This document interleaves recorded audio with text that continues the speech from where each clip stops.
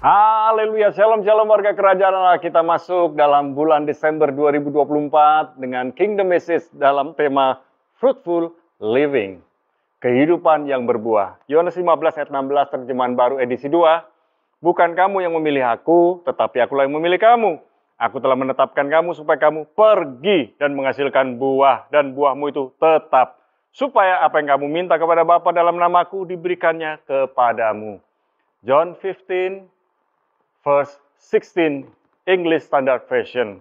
You did not choose me, but I chose you and appointed you that you should go and bear fruit, and that your fruit should abide, so that whatever you ask the Father in my name, He may give it to you. Saudara, banyak orang mengejar kesuksesan, banyak orang mencari-cari ketenaran, banyak orang-orang mencari kekayaan, banyak orang mencari kepopuleran, banyak orang mencari apa yang dicari oleh banyak orang di muka bumi ini.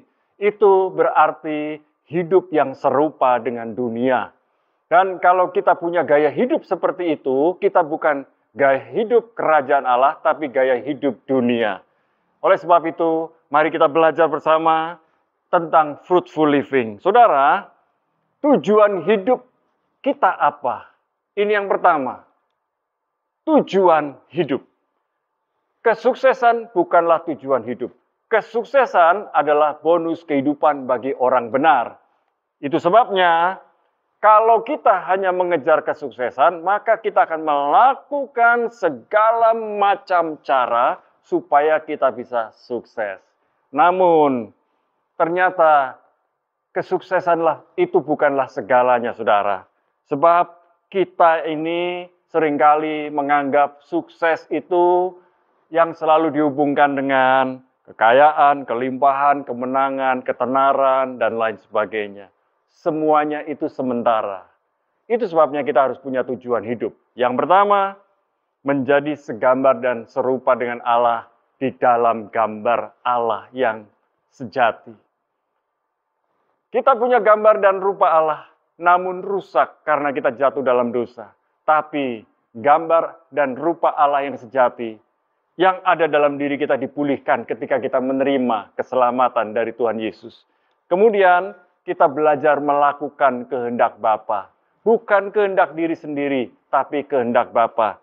Dan yang ketiga, hidup berbuah. Itu sebabnya Tuhan yang pilih kita. Sebelum kita menyadari bahwa kita punya karunia, talenta, kecakapan, kepandaian, dan segala sesuatu yang luar biasa yang sudah Tuhan percayakan kepada kita. Jadi Tuhan pilih kita bukan karena kita sudah punya semua itu.